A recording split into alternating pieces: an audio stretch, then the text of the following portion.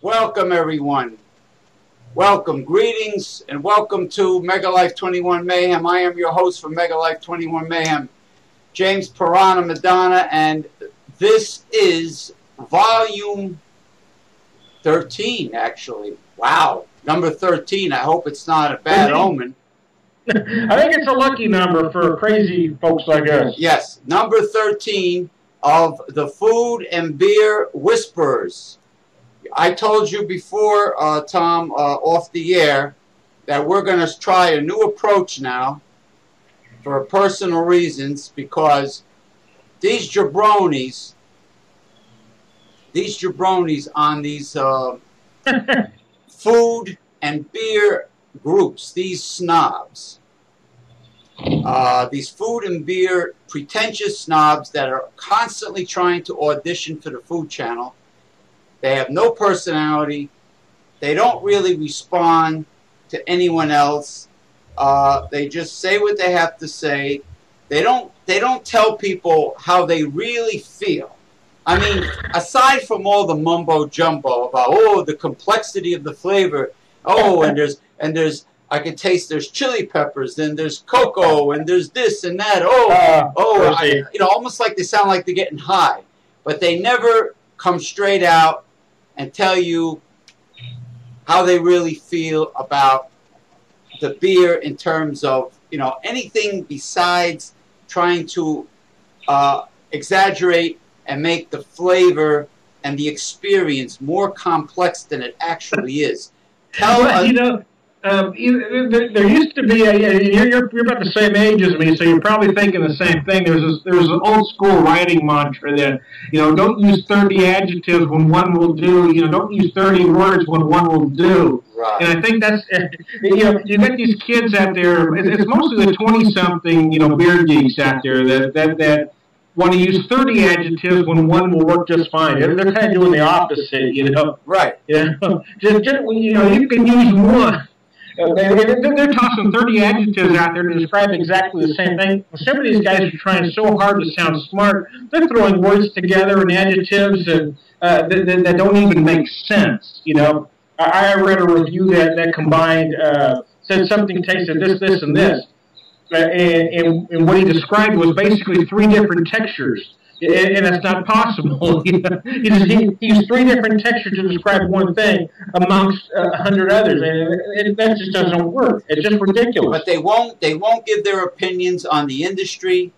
They won't bitch slap the industry in any way. Almost like corporate ass kissers. They won't talk about things that should be different, things that should change.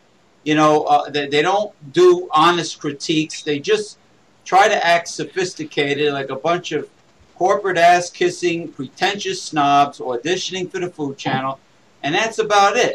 And I wish they'd just come clean. Come clean. Tell people how you really feel. Right. And by the way, they're that old adage, don't bite the hand that feeds you. For most of these folks, not someday feed me. You know what I mean? Some of these guys are hoping to like you show on the Food Network or some other channel. Some of them are just hoping for a brewery to pick them up in some capacity. But everybody's looking for an angle, and so a lot of people are afraid to tell the truth. And you've got people out there that are actively that do active, or letter writing campaigns to various breweries around, trying to solicit free beer for one reason or another. And I don't do that, If I'm at a brew pub and somebody recognizes me, wants to buy me a beer, that's one thing. But if I actively search for it, that's a whole other thing altogether. Exactly. Maybe they're afraid of criticizing some icon from the Food Channel. They're afraid that they might not get the part, get their own show. Who knows? It's typical corporate ass kissing at its worst, at its best. And listen, you were giving me a pretty good restaurant critique, a review of a place that advertises in my area all the time, but I've never been to it. The Golden Corral, and you told me about that looks like a real interesting label. But tell me about the Golden Corral, that the buffets are not what they're cracked up to be. Well, I'm going to pour the rest of this beer while I talk to you. I'm not a fan of them. There's a lot of things they do fresh, if you order the steaks and stuff. But here's the thing, and I don't want to get in trouble from anybody. But no trouble. Don't worry about it. We are troublemakers. Here's the thing. You're talking about factory meat. You know what I mean?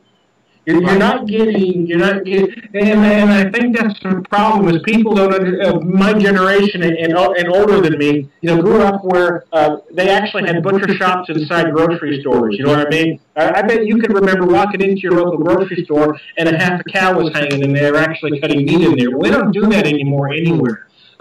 So these places like the Golden Corral, for the most part, they're getting this factory beef, so it's not great quality. In many cases, it's just loaded with various chemicals and hormones.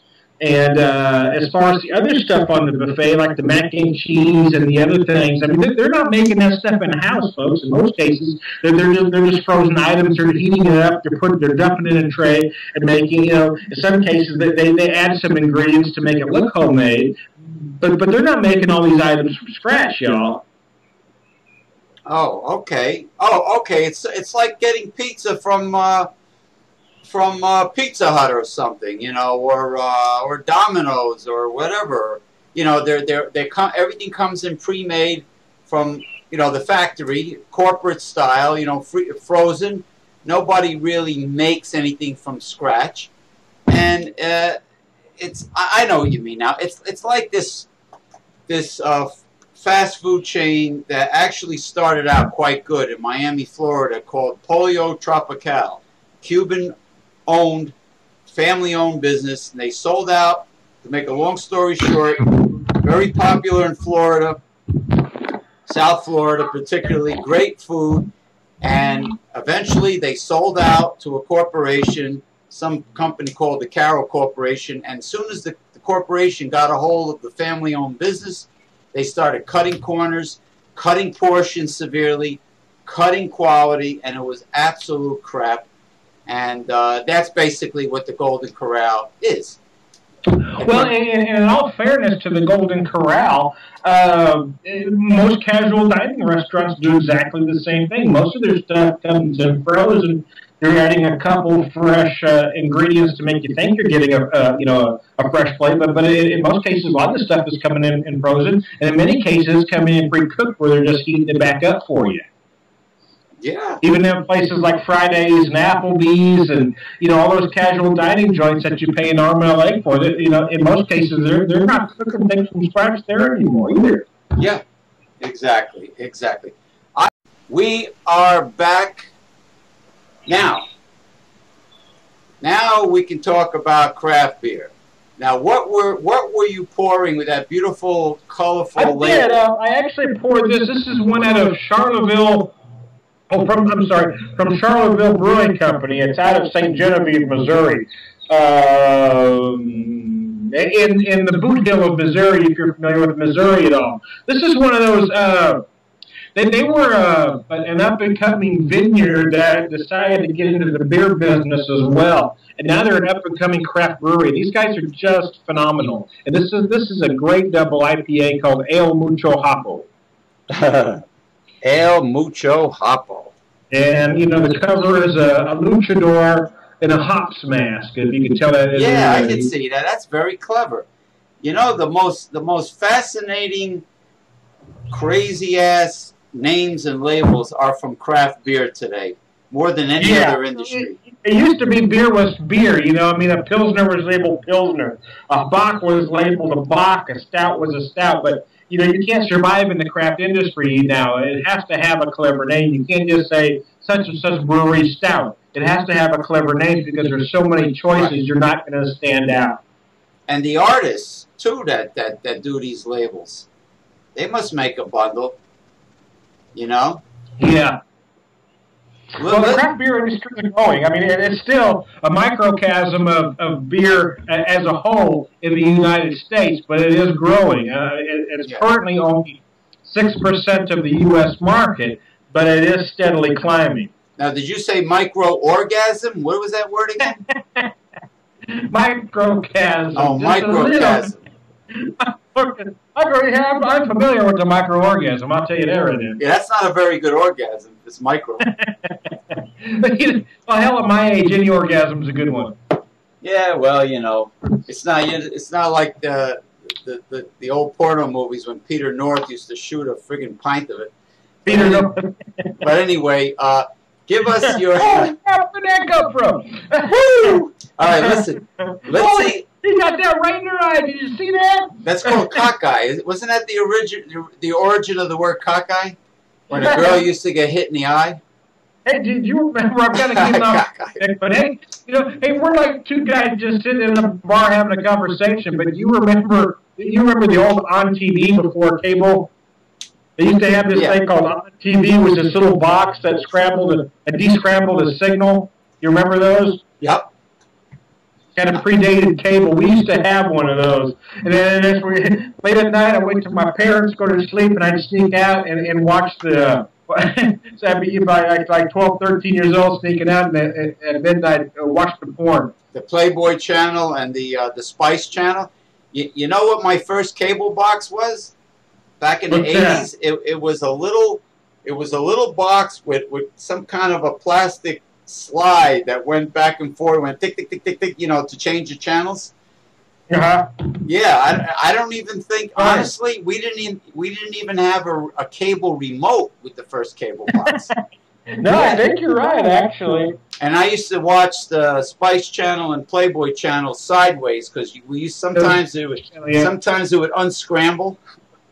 Mm-hmm. You know, it would unscramble and straighten out and everything. And then there was always the person who would come and knew how to finagle with your cable box. My friends would always, when we were 13, 14, my friends would want to spend the night with me on a weekend so we could sneak out in the living room and watch the Spice Channel at night or something. Watch whatever porn movie was showing. Yeah, right. Yeah, we used to do that. I was a popular house. That's when cable didn't have any commercials. It was commercial free. All the cable stations at the beginning. But anyway, now let's see that luchador label again. I think even my friend Mr. Red Rooster of Regional Food and Drink would appreciate that. We're big pro wrestling fans. What is that? What was the first word? Mucho. Ale mucho hapo. Ale mucho hapo, and and it's a fist. And the luchador in green has a hop-shaped head. Yeah, very clever. And now, what are the numbers on this beer? 9%, 100 IBUs. So I mean, it's a player, you know. I mean, it's a contender. Is it? Yeah, no pun intended. It's a contender. Now, kick your IPA's ass. I'll tell you that. Hey, I could have been a contender. Now, what is the? My IPA will kick your IPA's ass. Oh, that was my next question. Whether or not it was an IPA, what it was, because I like the color, man. I love that. That's double IPA, or it's a double IPA. But let me see. But let me see the color of this El Hapo Luchador here. Oh, isn't that pretty? Look at that. That is a nice looking. It's a good beer, a very good beer. A great double, IPA. A double IPA, mucho micro. What is it? Protoplasm, orgasm. What was that word? Mucho hapo. Hapo. That's right. Not Hapo Marx from the Marx Brothers. This is oh, there you go. It is your candle. That's a religious candle. It is, yeah. We could start a beer cult, actually. We could get a statue. Yeah. You know what you do? We'll get a wood turner to make a big statue, a big figurine of a hop guard, with the head of hops. And we'll start a cult, and people will send us money. There we go. I've seen stranger things happen. Yeah, well, the Vikings used to worship oak trees. They used to do their ritual around an oak tree. So anyway, Yeah, let's see that beautiful color again before you finish up on... Now I'm getting ready to check her down and pop another one. Mucho Hapo, that's what we're waiting for. Now, was this the bottle that you already had open before we went on the air? Yes. Okay. Yeah, actually, I did. I did two videos with it before you and I went on the air. Yeah. All right. Now, you're experiencing the same heat wave we are, but your temperatures are worse than ours. How is it right now? Is it easing up by you in Missouri? Well, I'm not sure what the exact temperature is at the moment. It's probably about 100-ish. We've been anywhere between 100 and 108.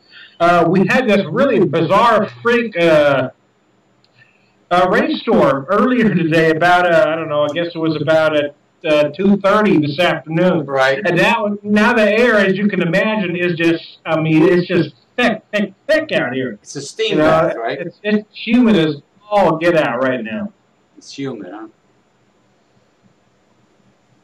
Well, for those of you that are just watching, you can tell that Mr. Tom Mullaville, the food and beer whisperer, has got a nice deep red shirt on, and I have my my Scully bandana to match the Jolly Roger behind me. Oh. Skull and crossbones, and of course I got my hoop. One of my hoops. Well, it's not my hoop. I borrowed it.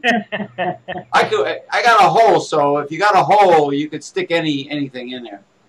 But anyway, well, that doesn't sound too good. If you have a hole, you can stick anything in there. No, what I meant was, if you got it pierced, if you got your ear pierced, you could stick anything in there that can fit. That doesn't sound too good either. All right.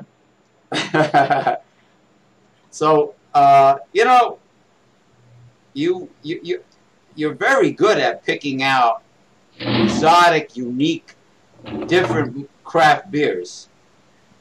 Speaking of, I'm getting ready to pop one. Let me show it to you. Yeah, sure. Lagunitas out of California. I love these guys, and this is one of the great original names for a beer. There's a reason behind it. Called Undercover Investigation Shutdown Ale. All that in one word, huh? Wow. All that in one word. Here's the thing. These guys got in a little trouble, and I don't know exactly what all it is. You can look it up on the internet.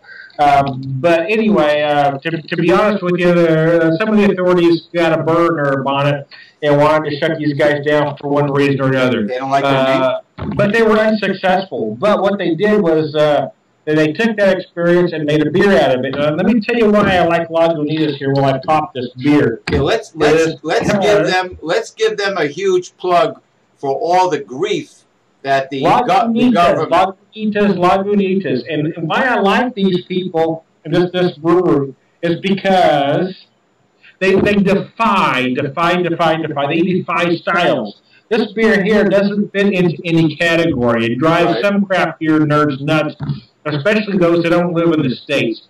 Because a lot of Europeans think things have to be in a certain mold. That pale. You should have a pilsner or a pale ale, IP. That things should fall in a certain category. A lot of American breweries like Lagunitas don't do that. And this is one of those great beers that combines a lot of styles to make one great beer.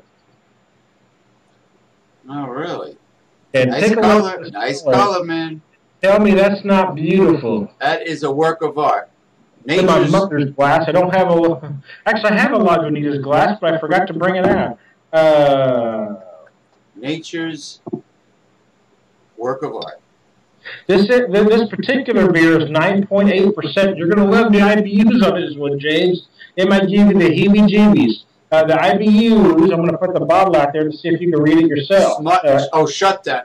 I thought it said smut. Smut down. Shut down, okay. 66.6 IBUs. Wow. Great color. It's got chestnut brown, like a medium chestnut. I mean, it's one of those beers. It's hoppy enough to be called an IPA, but it's not an IPA. But it is hoppy, but it's also extremely malty. There's just a lot going on, and it's one of those beautiful tasting beers. just have to love whatever it's just an ale. You know, it doesn't fit in any one category. It's good. It's all right. I do worse. It's good for what ails you. It's a great ale, and it's not dark and strong enough to be considered toothy, right? I actually use the term toothy if it's very viscous, has a big mouthfeel. Did you see the Mr. Piranha, my buddy, that I put it? Yeah, I don't know if I'd call this one toothy, but it's very tasty. You know what? That would be a great name for your own microbrewery. Use a piranha's face. There you go. Say Piranha. Like if both of us opened up a brewery as a joint venture, I could take my middle name, Piranha, use the picture and call it Toothy, something clever. Terrific Toothy, I don't know, brewery or something. We'll think of something. Well, I think we're talking earlier about folks who are auditioning. You know, every time they do a video, they're auditioning for something. I guess I'll speak for myself. I have an advantage over them because you know, I know I'm too. You know, I'm too goofy and ugly to land a TV show, so that allows me the freedom to just be who I am and not try to pretend to try to make up a persona just to impress a TV executive. Listen, our shows are probably the auditioning qualities or auditioning aspect of our shows is probably similar to what a Robin Williams and a Adam Sandler and a Jim Carrey would do if they auditioned. You know what I mean? They have great talent, but they're totally off the wall. Yeah, we're kind of free form, you know. Yeah, I've taken some heat from some beer geeks because I don't take it as serious as some. Now, what have they said to you? Let's bitch slap these beer geeks, these pretentious snobs, a little bit. You know me. I mean, I'm goofy. It's my nature. I do take beer seriously, but not too seriously. I mean, I love beer. Nobody loves it more than I do. But I mean, I don't need to add 30 adjectives one will do. You know, I'm not gonna talk about these crazy descriptions that make no sense at all. Yeah, and you're not like. You're not trying to impress people, you know, where... It's about the enjoyment of the beer. You know, you should be enjoying it. You should be making other people enjoy it. You shouldn't make them uncomfortable with it by making these descriptions so complicated that there's no way people are saying, I should taste raisin and plum and all in one taste. I can't taste it. Plum this. Yeah, you know, you're putting people off. Just make it simple. You know, things don't have to be complicated. It should be, the review should be honest, but it should be about the enjoyment and appreciation of craft brewed beer and not, in other words, the beer should be the primary objective here, not the person talking. That's right. And when I do a video and I take a lot of pictures and do written reviews, when I do them, I want the focus to be on the beer and not the words that I use. I don't want you to focus on me in the video. I want you to pay attention to the beer. Sure. That's the beer. And just don't be ridiculous, you know. Have a good time with it. Have a beer, have a drink, relax. You know, it's not supposed to be beer isn't supposed to be stressful, so don't make it stressful. Yeah, like for instance, I got plenty of dress shirts and slacks and nice shoes and ties. I could dress up. I got a few suits. I could dress up for this. I can act all hoity-toity and sophisticated. I don't have to wear this Scully bandana or the hoop, or have an Irish shillelagh swinging around, or have this, what's his name here, Jolly Roger in the background, my buddy.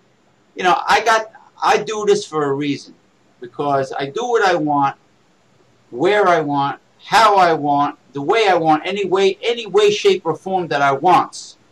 And I am a rebel, okay, rebel, renegade, I dance to, I march to my own drums, and I don't like the establishment. I don't like corporate anything.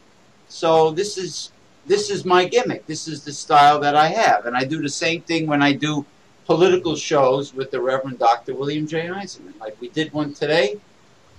When it goes on the air, when it gets uploaded tomorrow, it is an exceptionally entertaining, funny, and very informative. I really enjoyed today's show. I got to be honest with you. It was really great. It really was. And you'll find out when you see it, when you see the title. But the same thing when you do reviews for beer, or me and you talk about restaurants and food and barbecue. We tell it like it is. I like a great value. I don't go around bragging about how much I paid for my dinner or how many stars it got from the local food critics, or what, regardless what the pretentious, snooty people from Iron Chef America, the judges, were, whether they would rate it high or not. I don't give a shit. I give you my honest opinion about the place, and I like a good value. I like good quality food. I like lots of it, and I like a great value for the dollar. Quality, low price, large portions. I love high-end buffets, and people know that. I don't like going somewhere where you're going to get a tiny microscopic portion on a big dish and pay a lot of money for it. What am I going to do with a little fucking piece of food like this with the swirly, with the swirly sauce? They're doing the design, with that little... It looks pretty though, right? The swirl, yeah. I'd be honest with you. A lot of tourists go to Manhattan, Midtown Manhattan, New York City. A lot of tourists go there, but it's one of the biggest tourist trap ripoffs in the world. It's ridiculous. Come on, over $20 for steak dinner.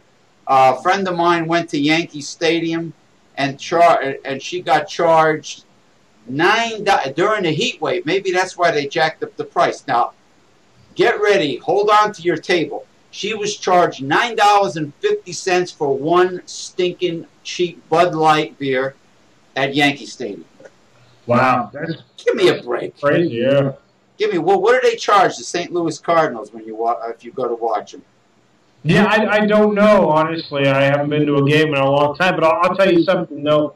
We have a Double-A team here in Springfield. Uh-huh. And they get $5 for a beer here, for Double-A baseball. And that's a lot in Missouri standards, or price-wise. Yeah, I'm talking a Double-A game. I think $5. That's craziness. Yeah, Double-A, not Triple-A, Double-A. $5. Could you imagine? $9.50 for I wouldn't even. I get heartburn if I drank a Bud or no way. Yeah, I'm not paying $10 for a beer. No, that's crazy. Especially not that. Give me. Look, if I'm stupid enough to pay $10, give me a craft beer. Give me a stout or something, or a good IPA. But yeah, that's insane. I don't want any. That's crazy. It's crazy. It's highway robbery. Bud Light, that's insane. And you can't bring your own beverages and snacks to a stadium. They confiscate it. They want you to buy their overpriced crap. And that's where we are. I went to... It's impossible for the average folks to go enjoy a ball game.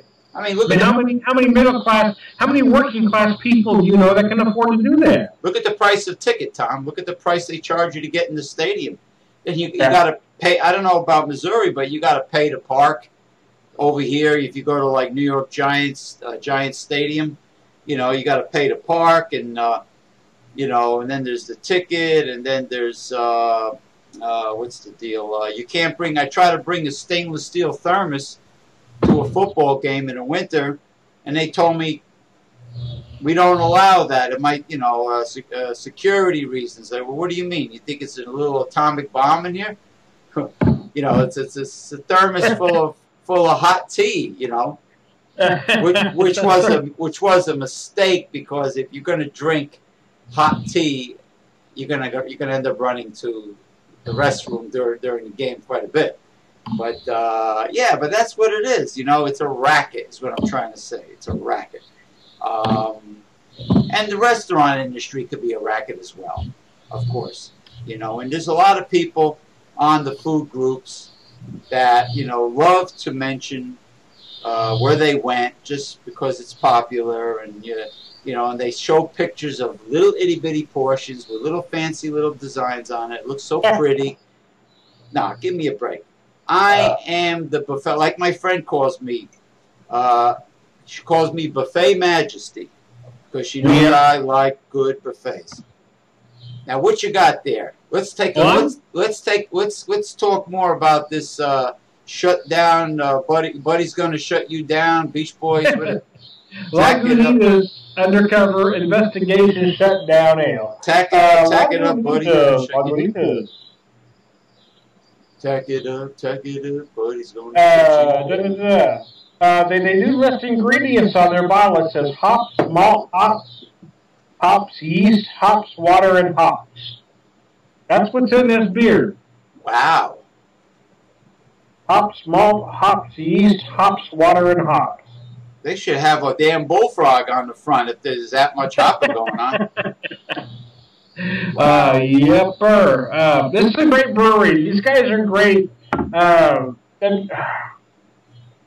They're one of those breweries that aren't afraid to mix styles up, to shake it up a bit. And this is one of those beers. It's just an awesome brew. Yeah. Actually, I would, the super hoppy beer, if we had a microbrewery, I would use a frog on the label. Hoppy. Mr. Hoppy. Look at that beautiful color. The stout, the stout, the porter stout would have the piranha, would be the toothy, Mr. Toothy stout. The hoppy one would be the frog. Yeah. And I thought of a great name. I told you my idea for a rib joint. Have a picture of a cartoon of a frog eating baby back ribs. We'll call it Ribbits. Ribbit! That's clever. Barbecue rib restaurant. Yeah, Ribbits. Ribbit, like the frog. Ribbit. All right. So anything you would like to say about Tack It Up, Buddy's Going to Shut You Down beer? Say about what? If you have any other words to say about this beer, being that undercover investigation. No. Being that they got I think the beer whisperers are getting buzzed. Being that they got so much heat from the government. I'm losing my marbles here. No, it's a great beer.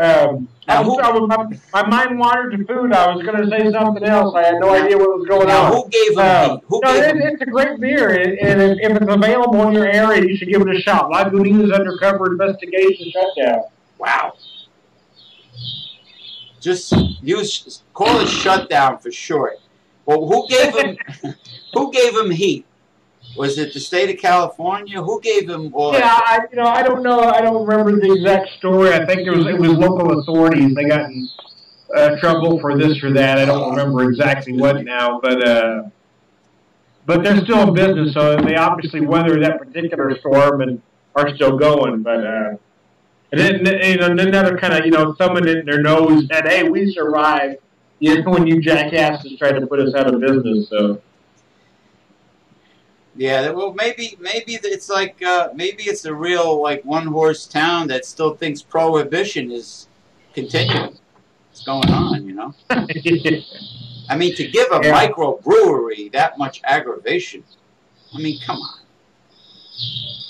on, give me a break. Across the country, a lot of microbreweries are taking heat because they are starting.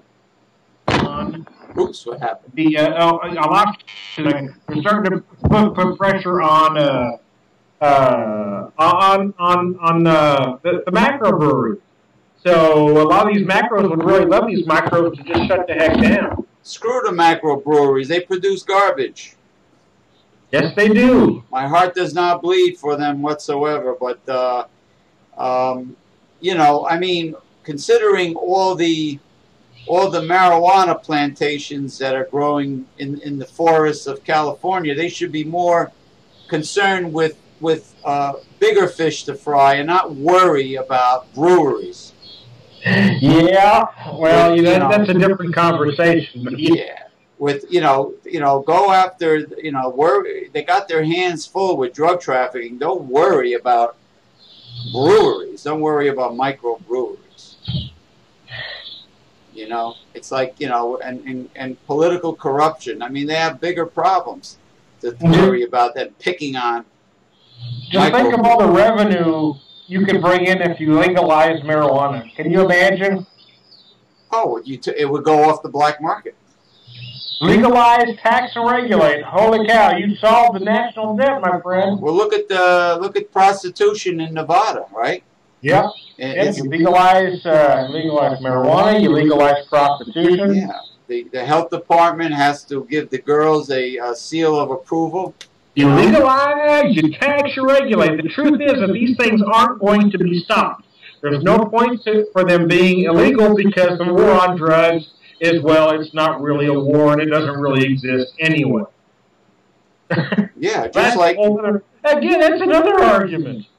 Another argument is my partner was explaining to me in fine detail, my radio partner, Dr. Bill, that medical science, even though they tell you one story, medical science has never been able to isolate and identify an actual HIV virus.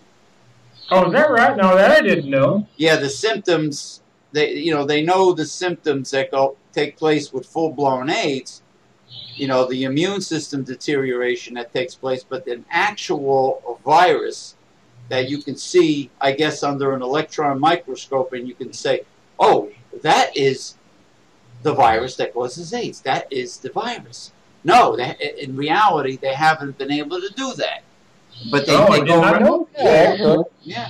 There's a lot of bullshit that our system tells us, and you know, like you said before, like with Nevada, they have no problem with legalized prostitution. You know, the health department examines the girls often, and they get a stamp of approval. You know, like the health department would visit a restaurant, and they go on their merry way, and that's it. You know, and it's the revenue that's collected with taxes, and so on and so on. You know, they're victimless crimes. You know, marijuana, prostitution. You know, it's simple as that. It's like with gambling. You know, now they want to legalize sports betting. They want to put that on the ballot. I think it's. I don't know if it was approved in New Jersey or it's going to come up for approval this November. But you know, let's not make such a big damn deal over the frivolous vices of society. That's right, yeah. Frivolous, you know. I know your right-wing fundamentalist, zealot, religious nuts want to tell you what to do in the privacy of your own home and what you watch on the internet and what you watch on TV. Well, I mean, and James, you know as well as I do that many of these lawmakers that are telling you that things ought to be illegal are the same guys that are indulging in it in the first place. That's right. Hypocrites. You know, you've got the guy that's voting no for gambling and prostitution, and he's out there buying $1,000 hookers. I mean, come on. Yeah, of course. I mean, I'm sure the high-class madams have sent many a call girl to our so-called public servants in Washington. I'm sure they were procured, maybe even with tax dollars. Who knows? But anyway, that shutdown beer, are you almost ready to chug the last of it? I'm getting close. Great color. Are you starting to hear crickets over there in Springfield, Missouri? Yeah, I don't know if you can hear that. I got some, I don't think it's crickets. I think it's actually tree frogs here. I don't know if you can hear that in the background, but it's pretty loud. I do hear it. Are they cicadas, or you think you have tree frogs?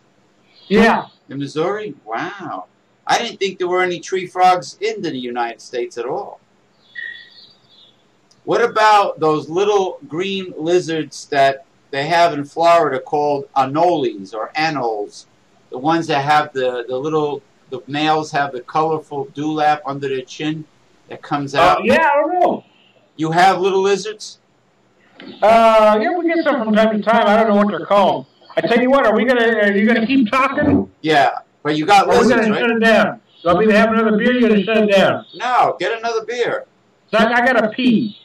You got to Can pee? you talk for about a couple minutes? Yeah. Well, you could pee here if you want. Can I say pee on the air? You could say pee, urine, golden showers, whatever you like. This is corporate and FCC-free Internet talk radio. You can say anything you want. Well, while Tom Mulvihill, the beer whisperer, is getting the last, actually, craft microbrew delight and unloading some expensive urine. Excuse me. I got to ask him a question about I heard Missouri. See, I learned new things. I didn't realize some states in the Midwest had certain creatures, you know. It's interesting. I got to ask him.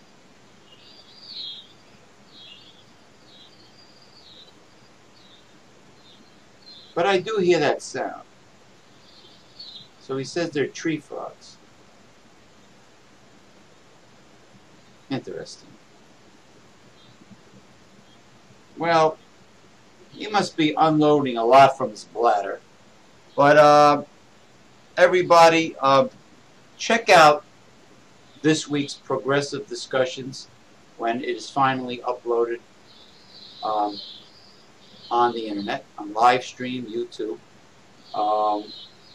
It was, the title, I believe it was Chris Christie, the right-wing beached whale on the Jersey Shore.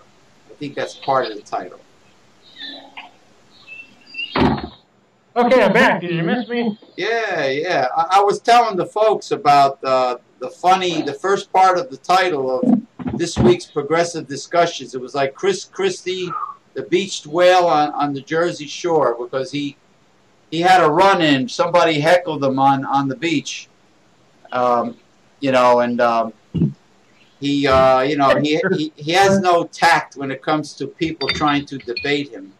He's kind of like a thug as a governor. You know, he doesn't like criticism, and if you debate him, he gets all nasty on you and everything. He's really a horrible. I'm surprised. I would be totally shocked if he wins re-election, the way his personality is, and laying off teachers and cutting programs left and right. I thought they were talking about him running for president 4 years. I don't know. He cut food pantries for the homeless. He's a horrible man. But yeah, we're stuck with him until, I guess, next year. The right wing loves him, man. Who loves him? The right wing. Oh, the Republicans love him because he's an ogre. You know, they just love him. He's mean-spirited. Okay, now, tell me something. In Missouri, do you have like horned lizards, or do you have armadillos? What exactly do you have running around? I don't know. Actually, in the last few years, yeah, apparently armadillos have migrated from Texas. I never see one running around, but every once in a while I'll see a dead armadillo on the highway, you know. Well, obviously they're around somewhere. Armadillo roadkill, wow. And yeah, because I know Oklahoma has them. We have possums up here. So do we. I got raccoons, wild turkey. I got hawks, hawk nests, you know, around the house here. I got wild wabbits. Wabbit? Wabbits, screwy, wascooey, widow-way wabbits. Raccoons, of course, and, you know, we got critters. But anyway, I got cardinals that come every year. Blue jays, cardinals, they're pretty. We get, you know, the same family of cardinals come every year. See them all the time, and you know, animals are great. But there's I heard that the collared lizard that's out in Arizona, they're in Missouri. They call them mountain boomers, but I don't know what part of Missouri would have them. They're like very pretty turquoise blue lizards that run on the hind legs. You see? You know, I'm not sure if you heard that or not, but I just sound a Missouri barking spider. Are they? Oh, speaking of spiders, do you have the poisonous brown recluse? We do, actually. We do have them out here. And yeah, Merry Widows. I mean, not Merry Widows, Black Widows. Yeah, you got to watch out for the brown recluse because when they bite you, you have to go to the emergency room because they have a flesh-eating toxin. Yeah, they're bad. Yeah. But you know what they look like. Yeah, they're brown. Well, they're brown with like orange markings, right? Yeah. Yeah, they're brown. Yeah, just be careful. What do they look like? Oh, they're brown. Rim shot. They're recluse. That means they live alone, right? Yeah, yeah. They live alone. They don't. They're generally hiding. You know, if you've got a space that's dark and damp somewhere, they can be hiding down there. So don't. In some states of America, don't just reach down in a dark crevice or hole. You know, kind of use a flashlight and see where you're putting your hand and feet. Especially feet. If you don't walk on any rocks, people, you know, there's some pretty nasty rattlesnakes out there. You know, but anyway, what do we got here, sir? I'm drinking a Redhook Nut Brown. Redhook. 5.8% Nut Brown Ale. Let me see the label. Let's get a good bird's eye view of that label. Lower, please. There you go. Nut Brown and Redhook. The company is Redhook? Redhook out of Seattle, Washington. Okay. All right. Thank you. And let's see that. Oh, there you go. I can see the sun's starting to go down by you. Yeah, back it up a little. Actually, it's a good thing this is the last beer because it's starting to get dark by you. Yeah, I'm getting darker. I might have to move the light over on me here a little bit. Yeah, yeah. There's my light. Okay. Now I got the Alfred Hitchcock lighting going on here. Yeah, I'm telling you, keep your eyes open for the big citronella bucket candles. It'll be like you could stay out at night and nothing will bite you, and it'll have a nice campfire flicker up against your face and your torso. You know, it'd be nice. Yeah, we see it. We see it.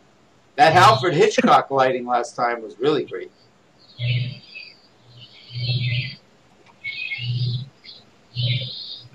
Sounds. The tree frogs are getting a little louder. I guess they're nocturnal.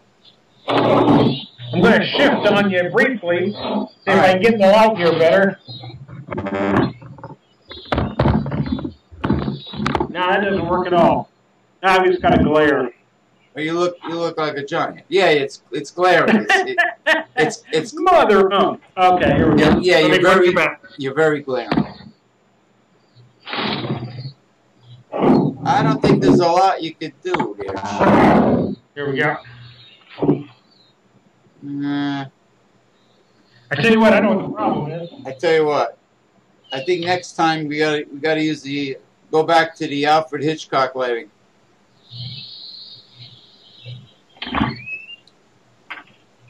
There we go. I think that's better right there. How's that? Nah. Nah. You're all blurry. Yeah, you're all blurry, Chief. Maybe the lighting should be behind, instead of behind you. Well, you know, let's. What we'll wrap it in. There we go. How's that? That's a little better. I was getting light from the back that was distracting, so I turned that off. Yeah. All right, there you go. All right.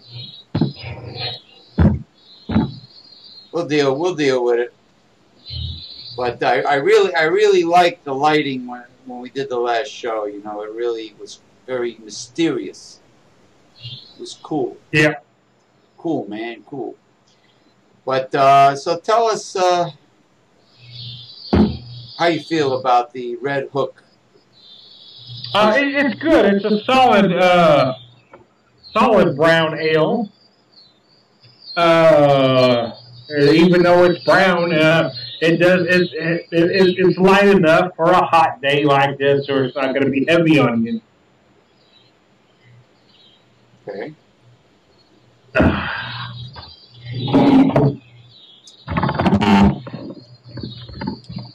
think we better go back. I'm experimenting. I haven't.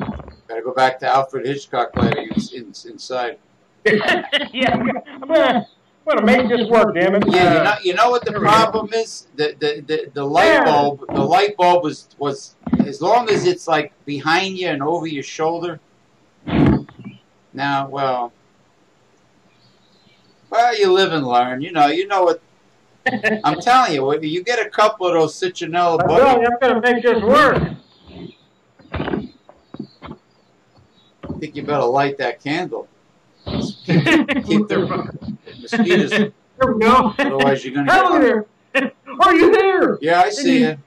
Can you hear me now? I've been hearing you fine. The audio is fine. All right. Well, I see you, and at least we got the initial appearance of Redhook's. What is it called? Chestnut brown. There we go. Nut brown. Nut brown. Redhook's Nut Brown Ale. Is it an ale or is it an IPA or regular? Yeah. Hey, this is a Nut Brown Ale. Wow. I'm surprised. In Missouri, you have a very great variety. I do. I am lucky because I've got two great stores. I've got a place here called the Brown Derby that sells a lot of great craft brews, and then a place just opened up back not long ago called Macadoodle. So I've got two great places nearby that have a very nice selection. Excellent. Excellent. Can you hear all that in the background? Are you picking that up? I don't know if you can hear it. I'm picking it up, sure. It's brutal. I'm picking it up. I got wildlife out here, man. I can see it. This is nature. Wouldn't it be funny if a black bear walked up and wanted a bottle of Redhook? Oh, I'd hand him one. I'll drink with anybody, man. I don't have any prejudices, man. I'll drink with a black bear. I'll drink with a brown bear. I'll drink with a white bear. Any bear is fine with me. I like them all just the same. You know, it's funny. I went to the party store, and they were actually selling genuine hats. I mean, they called them fun hats. They had a top hat, a derby. I could picture you wearing a top hat doing the show. I'll do anything once, you know. like the Monopoly Man or J.P. Morgan with the top hat. There you go. There you go. Or the derby, maybe. Holy crap in a bag. Get a few laughs. So, what do you notice? What does your taste buds notice about Redhook's brown ale? Nut brown.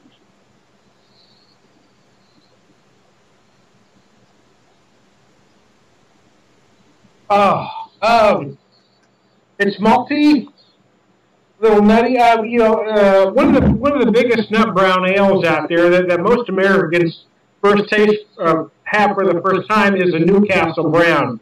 Yes, I know it well. So, and this is a slightly bigger version of that. Because this one is 5.8, so there's a little more going on. It's slightly more complex. I know Newcastle well. It's meant to be heavy. It's meant to be a light, easy drinking ale. But then that's what this is. This one's easy to get down, but it does have plenty of flavor. Excellent. It definitely, I am so happy to see the tremendous variety that's available compared to years ago when we didn't have all the craft brews. We didn't have all the variety of craft brews. I mean... Oh, here comes the monk, the red beer monk. I thought we were going to see. Yeah. Cardinal red. Cardinal red. I thought we were going to see the naked beer whisperer, but then you might get harpooned by the mosquitoes. The mosquitoes. Yeah. I went in the house to use the bathroom, and it was being occupied. It was. So my wife said to go outside. I said, I can't get a skeeter on my feeder. I'll wait. You could. Well, look, we don't see anything here in TV land. You could urinate where you're standing. Yeah, but you know, there's bugs out here. I can't risk getting a skeeter bite. Yeah, you might get mosquitoes or a Mothra landing on your schlong. But hey, did you see the drone? The robotic drone that is the size of a mosquito that looks just like a mosquito? No, actually, I haven't seen that. I have a picture on my profile of it. The government drone. Oh, really? Amazing. Those bastards are watching me right now, I can tell you. Nanotechnology. Is it amazing that they could operate a robotic mosquito and actually make it fly and spy on Just because people? you're paranoid doesn't mean somebody isn't out to get you. What was that song from the 80s? Somebody's watching me. Yeah. I think somebody's watching me. Somebody's watching. Somehow I think that somebody's watching me. How's that feel in this heat wave? You know, when I went shopping today, I learned from this old lady that put those frozen blue things in the cooler and kept the cooler in her trunk. And if you're shopping and you get perishables, you don't have to worry about rushing home with your perishables. You just throw them in the cooler with a bunch of those frozen blue things that they sell. There's your cat. And, oh, that's the same kitty I saw in the last show. No, it's a different one. This one's Gigi. She's a gray one. You got, how many you got? Well, we got a cat. This is a stray that just kind of showed up, and I feed her. Oh. It belongs to anybody, or it's feral? Yeah, she just showed up. No, she's not feral because she'll come to you and she wants so much attention. But, yeah, she just showed up one day, so I throw food out back. Yeah, that's one way to make friends with animals. Yeah, you know, my wife gives me a hard time. I'm a real soft touch. Yeah, because then the cat continues to look for you. You know, birds do that too. Yeah, I can't help it. Especially seagulls. Like at the beach, you know, they come around begging for snacks, and once you start feeding them, they nag the hell out of you. Screaming, you know. But anyway, that was a very excellent last beer, and this is our this is technically our first nocturnal beer taster show. We ran so long it's got dark, so I guess we better shut this thing down or take it inside. I think we better do something. Now, if you are psyched into popping open one more beer, and you want to do it Alfred Hitchcock style, I will wait. Okay, hold on. And I will stay on the air. Now, this is the laptop. This is very interesting. I'm watching. Oh, hey, how's that lighting work? Actually, that looks fucking good, man. Wait a minute. Why didn't you think of that before? Why didn't you think of that before? You know why I thought of it now? Because I was heading in the house. I was walking down. If I'd have walked backwards, I'd have came up with it. You look like Oh, Jesus! Golly, I'm some more. You know what the lighting looks like? You look like you're doing the beer show from like a tiki hut, outdoor tiki bar. Oh, holy crap in a bag. It looks like it actually looks like it has that that light that would come from a flame, a torch or a fireplace. It has that golden light. Yeah, I turned the camera around. Yeah, I swear, it looks like you're under a tiki hut. I'm a genius. Yeah, this is actually quite good. Too bad we couldn't do the whole Holy thing. cow! You still have you still have Redhook in the glass? Yeah, I got a little bit left. Yeah, let's see what it looks like in this kind of lighting. You can't really. Yeah, it looks black. Yeah, you can't really tell, but yeah, don't worry about it. You know what? You can't really see the color of the beer. What do you think? Go back inside for the Halford Hitchcock light?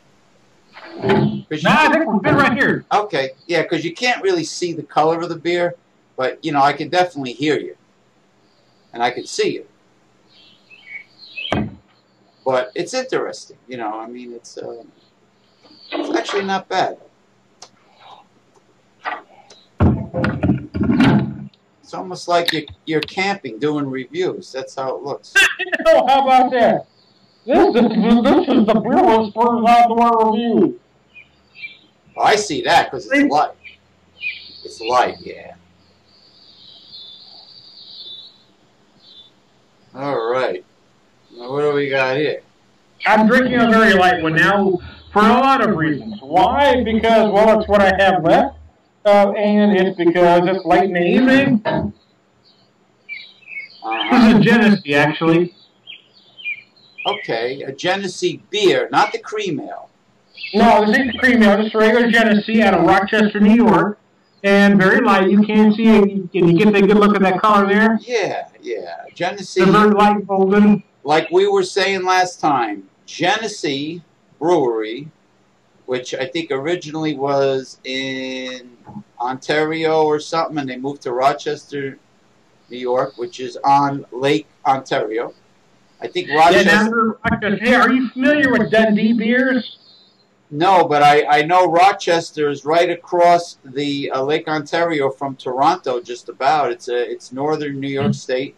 And Genesee has to be one of the finest values for the money in good tasting beers and ales. Genesee is one. Yeah, well, Genesee also makes Dundee a line of craft brews. So just so you know. Okay. Yeah, Genesee. It's darkening all behind me, so now it looks like I'm 3D. You look 3D. You look 3D. You look like you're doing this by torchlight. Yeah, it's really nice. Now, if you wanted to, you could do. Now you're doing the Cardinal Beer Monk. Master. If you want, you could do the Naked Campfire Beer Taster for a little added, you know, entertainment. But Genesee beer, there you are, very light, low price. Thing, is what they call an American adjunct lager, which means. What kind of beer is that considered? Is it a lager? Well, yeah, it's a lager. They call it American adjunct lager because it adds other ingredients other than barley malt. And in this case, what they add is corn grits. They add corn grits to the mash along with the barley malt, and that's why it's an adjunct lager. Okay, when they use corn in beer brewing, is it the same? Is it the same as what sour mash is to whiskey? Is sour mash a corn? Yeah, actually, it is. As a matter of fact, yeah, when they make sour mash, they make corn. They use corn to make sour mash. Yeah, bourbon. Bourbon is an American corn whiskey, right? Yes. Bourbon. Many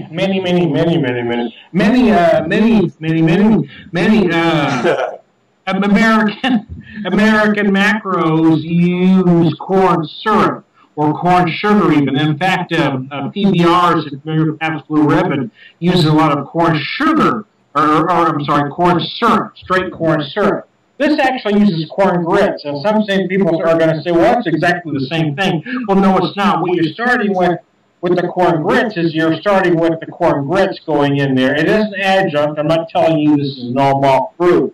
But when you start exactly with the corn syrup, you're putting in all that extra sugar. It's not quite the same thing. It's when you use straight corn, the corn grits, you're starting with a more pure sugar. You're extracting that sugar out of the corn yourself. You're not adding a syrup to it. So, and that's the difference. Yeah, well, I've heard the term corn malt before. You know, one time I was having fish and chips, and the restaurant had a bottle of Heinz malt vinegar. And it was a combination of, it was a blend, I guess, barley, corn, malt, vinegar. So, you know, I guess anything that is sprouted can be malt. I've even seen soybean malt in an Asian market. Yeah, oh yeah, I've seen that too, actually, yeah. Soy malt powder, yeah, yeah. You know, so I guess malted would be the sprouting and then roasting. Well, you know, malt, you're getting the sugars out of, barley malt, you're getting the sugar, wheat malt, you're getting the sugars out of it, you know. Now, what sugar does to the fermentation process is that the yeast love to feed on sugars. That's right. Without sugar, there is no alcohol. Right. The yeast cannot grow and convert the sugars to alcohol. That's how it becomes alcohol, because of the sugar, yeah. Right. Same thing with wine, right? Wine, wine, liquor, you know, you can't thrive without sugar. Yeah, you have to get, even when I do, when I make sourdough starter, I have to, when you first make it. Yeah, you feed that yeast with a little bit of sugar, right? Yeah, I mean, a friend of mine who's from San Francisco says that they do not add any baker's yeast to make sourdough starter. The yeast kind of like grows out of the air or something. You know, they add sugar. You know, it's actually, sourdough starter is not rocket science. It's actually equal amounts of unbleached flour or whole wheat flour and equal amounts of warm water, you know, a cup to a cup ratio, and you add a sweetener to get it going. Now, I was told by a baker you add just a little bit of baker's yeast. Mr. San Francisco, my friend Dan E. Mount, says no, you don't have to add any baker's yeast. But it does last forever, by the way. You just got to keep on feeding it. But that's the basis of fermentation. The yeast converts the carbohydrates in the product to alcohol. In the case of kefir and yogurt, it will convert the milk sugar, lactose, to like a lactic acid kind of a product. And but that's basically it. Yeah, conversion of the carbohydrates to either alcohol or another product. You know. But anyway, you look like... Am I fading off into the sunset? Yeah, your arms were folded, kind of like a Buddha. You're not fading off, but... I got the serious Buddha thing going. I don't see your belly button. You gotta have to back up a little and do that. Like Mr. Red Rooster was saying that I think he wanted to know if your belly gives people good luck if they happen to rub it. If they rub it, yeah. It does. Yeah, he commented, that's a heck of a belly you got there. You know, I didn't get this by accident. No. Well, you know, you enjoy the things that you enjoy. I am working on losing it, though. I really am. Despite all the beer you see me drink here, I am cutting back on other things and trying to exercise more. So I'm hoping to have less dancing with the belly by this time next year. Yeah, well, you know, in reality, it's not necessarily calories in, calories out per se. That only applies to people that are not active. But the real cause of it all is what they call insulin resistance syndrome X, which means that your insulin goes up too high because of too many carbs. Yeah. That's all it is. Yeah. Now, if you ate high protein, if you ate tons of protein and veggies and salads, and you ate like a side of beef, technically, if your carbs are low and your protein is high, the pounds will melt off. That's the Atkins program. High protein, very low carb. Yeah. But then again, you got to stop drinking milk because milk has lactose in it. Lactose is a sugar. You got to watch your ketchups because ketchup they put corn syrup in there. You know, there's a lot of hidden sugars, but sugar's the culprit. I use stevia instead of sugar. It's natural. It's safe. You can buy it in the supermarket. It's a sweetener, but it's, you know, it's totally safe and natural.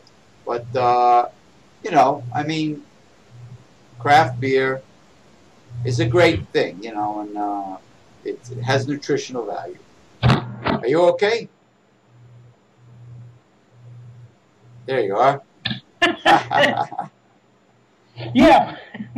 Yeah. Well, all right, well, I'm going to finish this thing. Finish it up, and that will be it. You get inside because I don't want you to get harpooned by the mosquitoes. I thank you, the Beer Whisperer, Mr. Tom Mulvihill, the Beer Whisperer. El Mucho Hopo from Charlottesville, a great double IPA. Lagunitas Undercover Investigation Shutdown, a great brew. Redhook.